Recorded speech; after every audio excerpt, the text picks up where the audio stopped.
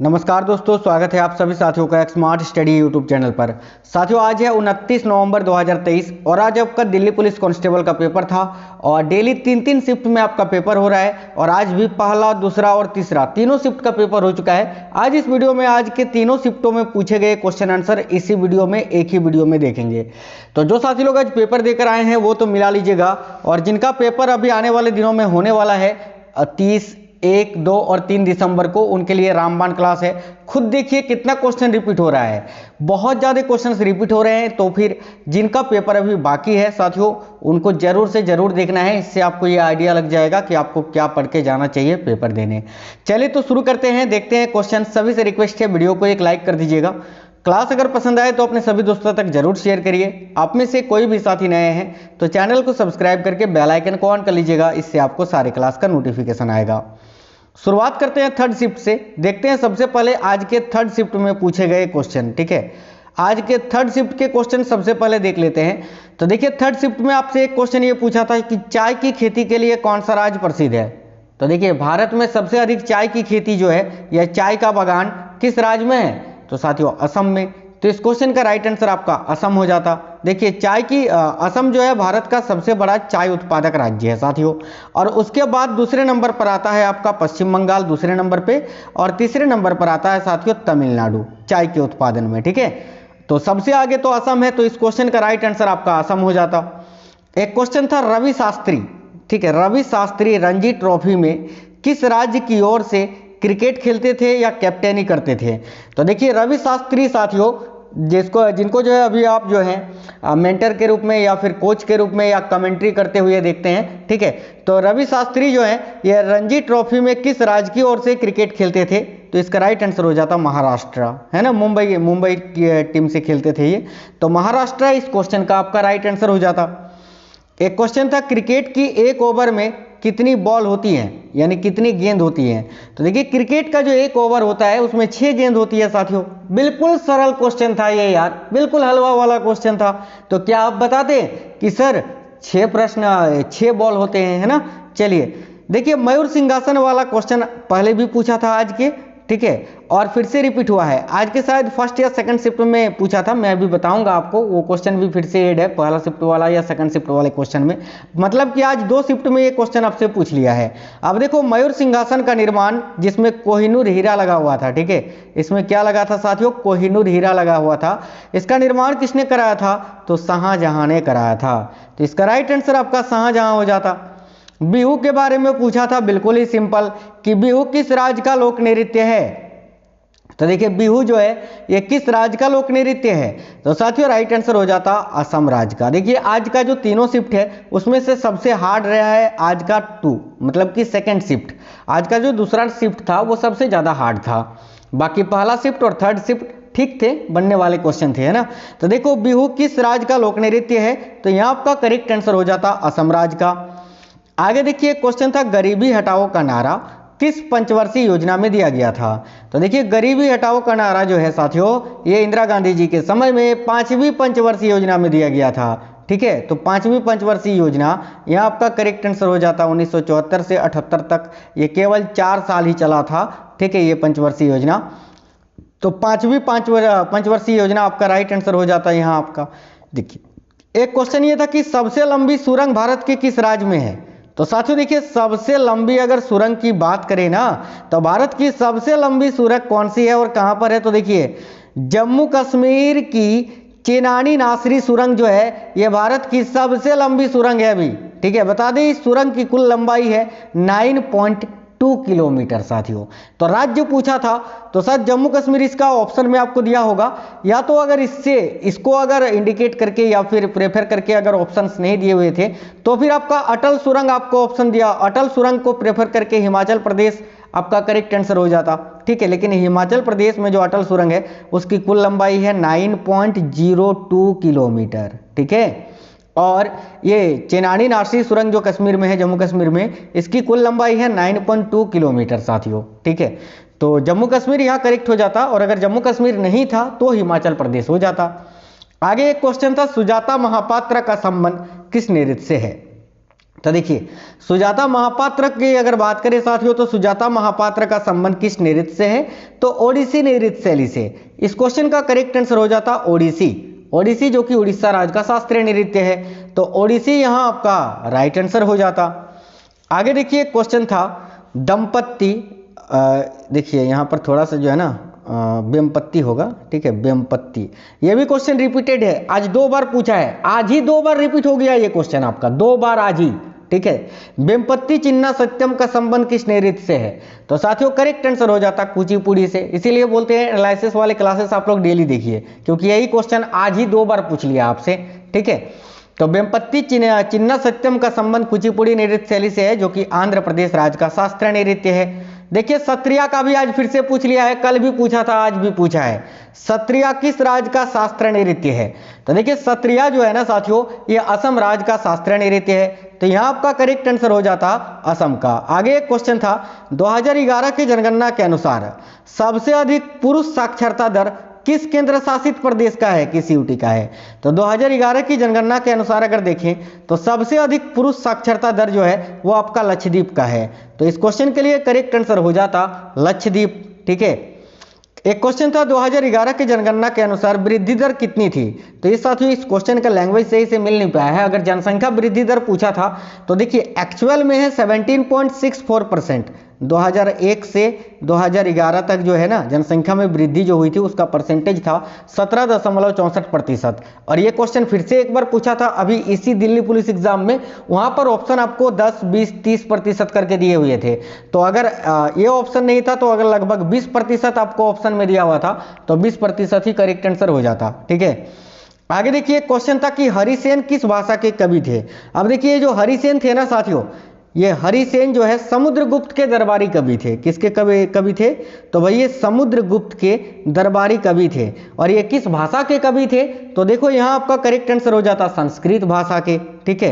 एक क्वेश्चन था कालिदास की कौन सी रचना मेघना की बेटी, ठीक है, मेघना की जो बेटी है शकुंतला, ठीक है, और उनका नाम याद नहीं आ रहा है, उनकी प्रेम कथा पर आधारित है, तो इसका करेक्ट आंसर हो जाता अभिज्ञान शकुंतलम, ठीक है। अभिज्ञान शकुंतलम 100% आपका इस क्वेश्चन का करेक्ट आंसर हो जाता। हाँ दुष्यंत शायद था, ठीक है। देखिए मेघना की बेटी जो थी आपकी ये शकुंतला और दुष्यंत शायद था, उनकी प्रेम कथा पर आधारित ये जो लेख लिखी गई थी अभिज्ञान शकुंतलम कालिदास जी के द्वारा। एक क्वेश्चन था महात्मा गांधी जब साउथ अफ्रीका से वापस आए तो किससे प्रेरित होकर जो है वो राजनीति में आए थे, राजनीति में आए थे, तो उनका राजनीतिक गुरु कौन था? हजारों बार पढ़ाए हैं आपको साथियों कि महात्मा गांधी जी के राजनीतिक गुरु थे गोपाल कृष्ण गोखले, तो इस क्वेश्चन का राइट आंसर आपका क्या हो जाता? गोपाल कृष्ण गोखले हो जाता। एक क्वेश्चन था इनमें से कौन सी एक द्विविस्थापन अभिक्रिया है? अब इस क्वेश्चन का ऑप्शन नहीं मिल पाया है, यह क्वेश्चन साइंस का था और यह क्वेश्चन पूरी तरह से ऑप्शन से बनने वाला था, बिना ऑप्शन का ये क्वेश्चन बनेगा ही नहीं, है ना, ऑप्शन से ही छांट के निकालना था आपको। एक क्वेश्चन था इनमें से तलवारबाजी से संबंध किसका है या इनमें से किसका संबंध तलवारबाजी से है? तो देखिए भवानी देवी जो है ना साथियों, भवानी देवी का संबंध है तलवारबाजी से, तो यहाँ भवानी देवी ऑप्शन में दिया हुआ था आपको, जो कि करेक्ट आंसर हो जाता, ठीक है। चलिए आगे देखते हैं। एक क्वेश्चन था कालबेलिया नृत्य का संबंध, ऐसा नहीं पूछा था कि कौन सा इनमें से कौन सा नृत्य है जिसमें सपेरा मतलब कि सांप की तरह कलाई होती है, नाग नागिन की तरह कलाई होती है, ऐसे करके था। ऑप्शन में कालबेलिया नृत्य दिया हुआ था, जो कि करेक्ट आंसर हो जाता कालबेलिया। और अगर डायरेक्ट पूछा था कि कालबेलिया नृत्य का संबंध किस राज्य से है तो राजस्थान हो जाता। अब जो क्वेश्चंस करवा रहे हैं आज के सेकंड शिफ्ट में पूछे गए क्वेश्चन आंसर है, ठीक है, उसके बाद फर्स्ट शिफ्ट के करवाएंगे। एक क्वेश्चन था थारू जनजाति कहाँ पाई जाती है? तो साथियों थारू जनजाति जो है ना ये भारत और नेपाल के सीमावर्ती क्षेत्रों में पाया जाता है, ठीक है, और भारत का उत्तराखंड, उत्तर प्रदेश और बिहार राज्य में पाया जाता है, तो इनमें से कोई एक राज्य आपको ऑप्शन में दिया होगा, जो कि करेक्ट आंसर हो जाता। एक क्वेश्चन था छठ पूजा कहां मनाया जाता है? तो देखिए छठ पूजा जो है साथियों ये बिहार राज्य में बड़े ही धूमधाम से हर्षोल्लास के साथ मनाया जाता है, तो बिहार करेक्ट आंसर हो जाता। एक क्वेश्चन था द रेनबो पुस्तक के लेखक कौन है? तो ध्यान से देखिएगा द रेनबो पुस्तक के लेखक कौन है, तो इसका करेक्ट आंसर हो जाता D.H. लॉरेंस, ठीक है, D.H. लॉरेंस यहां आपका करेक्ट आंसर हो जाता। अगला एक क्वेश्चन था कि व्यक्तिगत सत्याग्रह के पहले सत्याग्रही कौन थे? सेकंड शिफ्ट के ही क्वेश्चन से ही, तो व्यक्तिगत सत्याग्रह के पहले सत्याग्रही कौन थे? यहां आपका राइट आंसर हो जाता विनोबा भावे। आगे देखिए क्वेश्चन था पंडित दीनदयाल उपाध्याय, समग्र शिक्षा नहीं पूछा था, उन्नत कृषि करके पूछा था। मैं अभी बताऊंगा आपको। फिलहाल ये भी याद रखिएगा कि अगर ये आपसे पूछे कल या आने वाले शिफ्टों में कि पंडित दीनदयाल उपाध्याय समग्र शिक्षा योजना कब शुरू हुई थी, तो 2021। देखिए क्वेश्चन था क्रस्ट और मेंटल के बीच की सीमा को आप क्या कहते हैं या क्या कहा जाता है। तो क्रस्ट और मेंटल के बीच की जो सीमा होती है ना साथियों, उसको मोह कहा जाता है। तो यहां आपका राइट आंसर हो जाता मोह। आगे एक क्वेश्चन था कि मौर्य साम्राज्य में कर जो वसूलता था उसको क्या कहा जाता था। तो देखिए मौर्य साम्राज्य में जो कर को वसूलता था, देखिए उसको समर्थ और शनिदत्त का नामक अधिकारी जो होते थे वो कर संग्रह के प्रभारी होते थे। तो ऑप्शन में समर्थ था या फिर शनिदत्त, दोनों में से कोई एक आपको दिया होगा जो कि राइट आंसर हो जाता। आगे देखिए ये वाला क्वेश्चन था कि पंडित दीनदयाल उपाध्याय कृषि उन्नत शिक्षा योजना कब शुरू हुई थी। तो साथियों देखिए पंडित दीनदयाल उपाध्याय कृषि उन्नत शिक्षा योजना की शुरुआत हुई थी 2016 में। तो यहां आपका इस क्वेश्चन का राइट आंसर हो जाता साथियों 2016। आगे एक क्वेश्चन ऐसा था कि न्यायपालिका का संवैधानिक जनादेश जारी करने का प्रावधान किस अनुच्छेद में है। तो देखिए न्यायपालिका का संवैधानिक जनादेश जारी करने का जो प्रावधान है वो किस अनुच्छेद में है, तो अनुच्छेद 139 में। तो राइट आंसर हो जाता आर्टिकल 139। आगे एक क्वेश्चन था भारत के संविधान का कौन सा अनुच्छेद न्यायिक समीक्षा की शक्ति देता है। तो यहां आपका करेक्ट होता अनुच्छेद 13। आगे देखिए क्वेश्चन ये था कि पीवी सिंधु ने, देखिए पीवी सिंधु ने ओलंपिक में रजत पदक जो है ये कब जीता था। अब ये क्वेश्चन जो है इसका राइट आंसर आपका 2016 हो जाता। पीवी सिंधु जो कि बैडमिंटन खिलाड़ी है भारत की, इन्होंने साथियों ब्राजील में जो रियो ओलंपिक हुआ था 2016 में, इसमें रजत पदक यानी सिल्वर मेडल जीता था। ठीक है, तो यहां आपका करेक्ट आंसर हो जाता 2016 के रियो ब्राजील ओलंपिक में। एक क्वेश्चन ये था कि 9वीं शताब्दी ईसा से 13वीं शताब्दी ईसा के बीच चंदेल शासकों ने कहां शासन किया था। बहुत ही अच्छा ये क्वेश्चन आपसे पूछा था। तो 9वीं शताब्दी ईस्वी से 13वीं शताब्दी ईस्वी के बीच चंदेल शासकों ने कहां शासन किया था, तो बुंदेलखंड में। याद रखिए देखिए मध्य भारत के बुंदेलखंड जिले के महत्वपूर्ण हिस्से पर शासन किया था चंदेल शासकों ने 9वीं शताब्दी ईस्वी से 13वीं शताब्दी के बीच में। याद रखिएगा, तो बुंदेलखंड यह आपका करेक्ट आंसर हो जाता साथियों। आगे एक क्वेश्चन था भारत के चौथे मुख्य चुनाव आयुक्त कौन थे। देखिए तो भारत के चौथे मुख्य चुनाव आयुक्त आपसे पूछा था, इसका करेक्ट आंसर हो जाता साथियों नागेंद्र सिंह, जो कि भारत के चौथे मुख्य चुनाव आयुक्त थे। याद रखिए अगर आपसे पांचवा पूछ ले कभी, तो टी स्वामीनाथन जी भारत के 5वें नंबर के मुख्य चुनाव आयुक्त थे। पहले कौन थे आपको पता ही है, सुकुमार सेन। देखिए क्वेश्चन ये था कि अंडर 19 T20 महिला वर्ल्ड कप 2023 कहां पर आयोजित हुई। तो देखिए इसका राइट आंसर हो जाता साउथ अफ्रीका में। साथियों ये जो अंडर 19 T20 महिला वर्ल्ड कप है 2023 वाला, इसमें भारत जीता था, है ना। भारतीय महिला टीम जीती थी, इंग्लैंड को 7 विकेट से हराया था। ठीक है, और इसकी कैप्टन कौन थी, तो शेफाली वर्मा थी भारतीय क्रिकेट टीम की कैप्टन। आगे देखिएगा अगला क्वेश्चन है, एक क्वेश्चन था आयोडीन की कमी से कौन सा रोग होता है। तो देखिएगा आयोडीन की कमी से घेंघा रोग होता है। तो इस क्वेश्चन का करेक्ट आंसर आपका घेंघा हो जाता साथियों। आगे एक क्वेश्चन ये था कि 3 मैन इन ए बोट पुस्तक के लेखक कौन है। तो 3 मैन इन ए बोट पुस्तक के लेखक हैं जेरोम के जेरोम। ठीक है, जेरोम के जेरोम, इन्हीं के द्वारा जो है ये पुस्तक लिखी गई है साथियों। आगे एक क्वेश्चन था लोधी वंश की वास्तुकला किस शैली में थी। तो देखिए लोधी शैली या पठान शैली इसको कहा जाता है। तो दोनों में से कोई एक ऑप्शन में आपको दिया होगा जो कि करेक्ट आंसर हो जाता साथियों। आगे एक क्वेश्चन था प्रधानमंत्री कौशल विकास योजना किस वर्ष शुरू हुई थी। तो देखिएगा प्रधानमंत्री कौशल विकास योजना की शुरुआत हुई थी जुलाई 2015 में। तो यहाँ आपका करेक्ट आंसर हो जाता साथियों 2015, क्योंकि केवल आपको वर्ष बताना था, ईयर आपसे पूछा था, जो कि 2015 करेक्ट आंसर हो जाता। एक क्वेश्चन था कबड्डी खेल के प्रत्येक पक्ष में खिलाड़ियों की संख्या कितनी होती है। तो देखिए कबड्डी का जो खेल होता है उसमें प्रत्येक टीम में 7 खिलाड़ी होते हैं। तो इसका राइट आंसर हो जाता आपका 7। आगे एक क्वेश्चन था भारत में सबसे पहले एशियाई खेल कब होस्ट किया गया था। तो राइट होता साथियों 1951 में नई दिल्ली में। ठीक है, आगे देखिए 2011 के जनगणना के अनुसार सबसे अधिक पशुधन किस राज्य में है। तो इसका करेक्ट आंसर आपका यूपी हो जाता, उत्तर प्रदेश। ठीक है, एक क्वेश्चन था कि इनमें से कौन सा एक यौगिक है। तो ये क्वेश्चन आपका बाय ऑप्शन बनने वाला था, ये भी बिना ऑप्शन का नहीं बनता साथियों। ये भी जो क्वेश्चन है आपका बाय ऑप्शन ही बनने वाला था। क्योंकि ऑप्शन से ही छांट के निकालना पड़ेगा कि इनमें से कौन सा एक यौगिक है। ठीक है, आगे देखिएगा।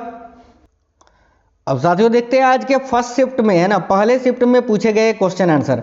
तो देखिएगा एक क्वेश्चन था गुरु बिपिन सिंह का संबंध किस नृत्य से है। तो साथियों गुरु बिपिन सिंह की बात करें तो इनका संबंध है मणिपुरी नृत्य से। करेक्ट आंसर हो जाता मणिपुरी। देखिए वेम्पत्ति चिन्ना सत्यम पहले शिफ्ट में भी आज पूछा था और आज के थर्ड शिफ्ट में भी ये क्वेश्चन पूछा है, 2 बार आज ही पूछ लिया है। तो वेम्पत्ति चिन्ना सत्यम का संबंध मैंने आपको अभी बताया साथियों कि ये कुचिपुड़ी नृत्य शैली से संबंधित है। तो राइट आंसर हो जाता कुचिपुड़ी। एक क्वेश्चन था आपातकाल के दौरान कौन सा मौलिक अधिकार निलंबित नहीं होता है। तो देखिए भारत के राष्ट्रपति जब आपातकाल लगाते हैं, ठीक है, तो कौन सा अनुच्छेद है जो कि नष्ट नहीं होता है। तो याद रखिए अनुच्छेद 20 और अनुच्छेद 21। ठीक है, बहुत ही अच्छा क्वेश्चन है, आपको याद रखना है। एक क्वेश्चन था राष्ट्रपति का कार्यकाल जो होता है वो कितने वर्ष का होता है। तो साथियों देखिए भारत के जो राष्ट्रपति होते हैं उनका कार्यकाल कितने वर्ष का होता है। यहाँ आपका राइट आंसर हो जाता 5 साल का, 5 वर्ष का, 5 ईयर्स, है ना। एक क्वेश्चन था मयूर सिंहासन का निर्माण किसने कराया था। ये भी क्वेश्चन आज के थर्ड शिफ्ट में आया था और फर्स्ट शिफ्ट में भी आया था, 2 बार आज ही पूछ लिया था। तो देखो मयूर सिंहासन का निर्माण जो है वो आपका शाहजहां ने कराया था साथियों। तो इस क्वेश्चन का करेक्ट आंसर शाहजहां हो जाता। ठीक है, आगे देखिए क्वेश्चन था सजीव लोग किस मंडल में रहते हैं। तो ये क्वेश्चन साथियों ऑप्शन कैसा था, ऑप्शन नहीं मिल पाया था, ऑप्शन के अनुसार बनाना था। तो अगर जीव मंडल वायुमंडल ऑप्शन में दिया हुआ था तो ये तो करेक्ट आंसर हो जाता। अगर ये ऑप्शन नहीं था और अगर शोभ मंडल ऑप्शन में था, शोभ मंडल, तो शोभ मंडल यहाँ आपका राइट आंसर हो जाता। ठीक है, आगे एक क्वेश्चन था कि संविधान के भाग 2 में किसका उल्लेख है। तो देखिए भारतीय संविधान का जो पार्ट 2 है, भाग 2 है, उसमें किसका उल्लेख किया गया है। तो नागरिकता का प्रावधान है ना साथियों, तो करेक्ट हो जाता नागरिकता। भारतीय संविधान के भाग 2 में किसका उल्लेख है। तो भाई नागरिकता का प्रावधान किया गया है इसमें। तो देखिए करेक्ट आंसर हो जाता साथियों आपका नागरिकता। एक क्वेश्चन ये था कि 1987 से 1992 तक भारत के राष्ट्रपति कौन थे। बहुत ही अंदर से क्वेश्चन पूछा था। तो भाई 1987 टू 1992 तक भारत के राष्ट्रपति कौन थे। तो आर वेंकटरमन। और साथियों आर वेंकटरमन जो कि भारत के 8वें नंबर के राष्ट्रपति थे, याद रखिएगा। आगे एक क्वेश्चन था, देखिए डालमा वाला बोल रहे हैं, कई सारे बच्चे ने कमेंट किया था पहले शिफ्ट में कि नहीं पूछा था सर, तो फिर भी बता देते हैं। डालमा वन्यजीव अभयारण्य कहाँ स्थित है। तो ये झारखंड राज्य के जमशेदपुर पूर्वी सिंहभूम में स्थित है, जो कि हाथी और तेंदुए के लिए प्रसिद्ध है। ठीक है, एक क्वेश्चन था सबसे कम साक्षरता दर किस केंद्र शासित प्रदेश का है। ये क्वेश्चन आया था। तो देखिए सबसे कम साक्षरता दर जो है वो दादरा और नगर हवेली का है। तो दादरा और नगर हवेली करेक्ट आंसर हो जाता साथियों। एक क्वेश्चन था Roads to Mussoorie, Roads to Mussoorie पुस्तक के लेखक कौन है। तो देखिए रोड्स टू मसूरी पुस्तक के लेखक है रस्किन बॉन्ड। तो यहाँ आपका राइट आंसर हो जाता रस्किन बॉन्ड। एक क्वेश्चन था अप्सरा उपन्यास के लेखक कौन है। बहुत ही अच्छा क्वेश्चन है ये साथियों, अप्सरा उपन्यास के लेखक कौन है। तो देखिएगा करेक्ट आंसर क्या हो जाता। तो भाई सूर्यकांत त्रिपाठी निराला। ठीक है, आगे एक क्वेश्चन ये था कि अकबरनामा के लेखक कौन है। तो सिंपल क्वेश्चन था ये। अकबरनामा के लेखक आप लोग सभी जानते हैं कि भाई अबुल फजल है। तो क्या आंसर हो जाता अबुल फजल, इस क्वेश्चन का राइट आंसर हो जाता। एक क्वेश्चन था संविधान के अनुच्छेद 32 का संबंध किससे है। तो देखिए भारतीय संविधान में अनुच्छेद 32 का संबंध है संवैधानिक उपचारों के अधिकार से। तो संवैधानिक उपचारों का अधिकार यहाँ करेक्ट आंसर हो जाता। एक क्वेश्चन ये था कि राष्ट्रमंडल खेल 2022 में भारत ने कुल कितने पदक जीते थे। तो देखिए राष्ट्रमंडल खेल 2022 में भारत ने कुल कितने पदक जीते थे। तो यहाँ करेक्ट आंसर आपका हो जाता 61, जिसमें से 22 स्वर्ण पदक थे, 16 रजत यानी सिल्वर मेडल थे और 23 कांस्य यानी ब्रॉन्ज मेडल थे। ठीक है, आगे देखिए क्वेश्चन ये था कि किस पंचवर्षीय योजना के दौरान 14 प्रमुख भारतीय बैंकों को राष्ट्रीयकृत किया गया था। तो इसका राइट आंसर हो जाता चौथी पंचवर्षीय योजना के समय, जिसका कार्यकाल था 1969 से 74। आगे एक क्वेश्चन था दाचीगम। हाँ, दाचीगम पूछा था कि दाचीगम राष्ट्रीय उद्यान में कौन सा जीव पाया जाता है। तो देखिए दाचीगम राष्ट्रीय उद्यान आपका जम्मू कश्मीर में स्थित है, जो कि कश्मीरी हंगुल हिरण के लिए प्रसिद्ध है। तो हंगुल हिरण आपको ऑप्शन में दिया हुआ था, जो कि करेक्ट आंसर हो जाता। हालांकि दाचीगम राष्ट्रीय उद्यान में ये सभी जानवर जो हैं जीव जंतु पाए जाते हैं, आप लोग स्क्रीनशॉट ले सकते हैं साथियों। एक क्वेश्चन था लोक नृत्य जाट जटिन किस राज्य से संबंधित है। तो देखिए जाट जटिन जो लोक नृत्य है इसका संबंध किस राज्य से है। तो करेक्ट हो जाता साथियों बिहार राज्य से। देखिए क्वेश्चन ये था कि प्लास्टर ऑफ पेरिस का रासायनिक नाम क्या होता है। तो ध्यान से देखिएगा प्लास्टर ऑफ पेरिस का रासायनिक नाम क्या होता है, ये आपसे पूछा था। तो ध्यान से देखिए इसका correct answer calcium sulphate hemihydrate हो जाता। प्लास्टर ऑफ पेरिस का रासायनिक सूत्र होता है CaSO4 विथ ½ H2O, ये आप याद रखना। आगे देखिए क्वेश्चन ये था कि संविधान के अनुच्छेद 51 में से जो 11 मौलिक कर्तव्य है ABCD में जो बांटा गया है, उससे कोई एक क्वेश्चन था, ये क्वेश्चन नहीं मिल पाया था। एक क्वेश्चन जूडो से संबंधित कोई शब्द आपसे, चेंस या ऐसा कोई शब्द आपसे पूछा था कि वो किस खेल से संबंधित है या उसका मतलब क्या होता है, ऐसा पूछा था। एक क्वेश्चन औरंगजेब से भी संबंधित था, जो कि साथियों मिल नहीं पाया था। आज के तीनों शिफ्टों में मैथ और रीजनिंग की अगर बात करें तो मैथ और रीजनिंग में 40 में से आप लोग 35 प्लस स्कोर तो आसानी से कर सकते हैं। और देखिए कंप्यूटर में जो है ना 6 से 7 क्वेश्चन कर ही सकते हैं। कंप्यूटर में आपको पढ़ना ये है कि MS एक्सेल और वर्ड का 365, इसी से 6-7 क्वेश्चन बन रहे हैं और सब वर्ड से भी ज़्यादा एक्सेल से क्वेश्चन आपको पूछा जा रहा है।